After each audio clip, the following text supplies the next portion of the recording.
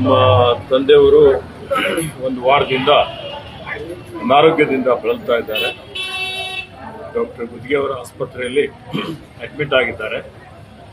ವೈದ್ಯರ ತಂಡ 24 ತಾಸು ನಿಗಾ ವಹಿಸಿದೆ ಮತ್ತು ಇವತ್ತು ಸ್ವಲ್ಪ ಅವರ ಆರೋಗ್ಯದಲ್ಲಿ ಸುಧಾರಣೆ ಇದೆ. ಅವರಿಗೆ 102 ವರ್ಷ ವಯಸ್ಸು. ಹೀಗಾಗಿ ಅವರ ಆರೋಗ್ಯ ಸ್ಥಿರವಾಗಿದೆ. ಅವರು ಗುಣಮುಖರಾಗ್ತಾರೆ ಅನ್ನುವಂಥ ವಿಶ್ವಾಸ ಇದೆ.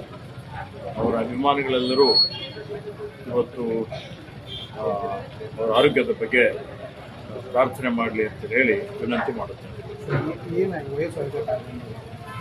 ವಯೋಸಹಜ ಕಾಯಿಲೆ ಇದೆ. ಅವರಿಗೆ ಸ್ವಲ್ಪ ಉಸಿರಾಟದಲ್ಲಿ ತೊಂದರೆ ಆಗಿತ್ತು. ಮತ್ತು ಒಂದು 2-3 ದಿವಸದಿಂದ BP-ಯಲ್ಲಿ ಏರುಪೇರುಗಳಾಗ್ತಾ ಇದೆ.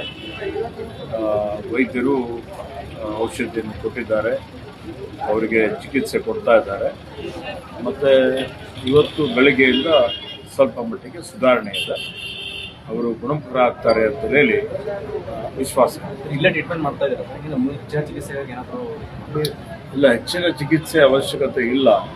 ಯಾಕೆಂದರೆ ಇಲ್ಲಿ ಎಲ್ಲ ತಜ್ಞ ವೈದ್ಯರ ಒಂದು ತಂಡನೇ ಇದೆ. ಇಲ್ಲಿ ದೊಡ್ಡ ಆಸ್ಪತ್ರೆಯಲ್ಲಿ ಏನು ಚಿಕಿತ್ಸೆ ಕೊಡ್ತಾರೆ ಅದೆಲ್ಲ ಚಿಕಿತ್ಸೆ ಇಲ್ಲಿ ಸಿಗ್ತಾ ಇದೆ. ಚಿಕಿತ್ಸೆಯಲ್ಲಿ ಯಾವುದೇ ರೀತಿಯ ಕೊರತೆ ಇಲ್ಲ.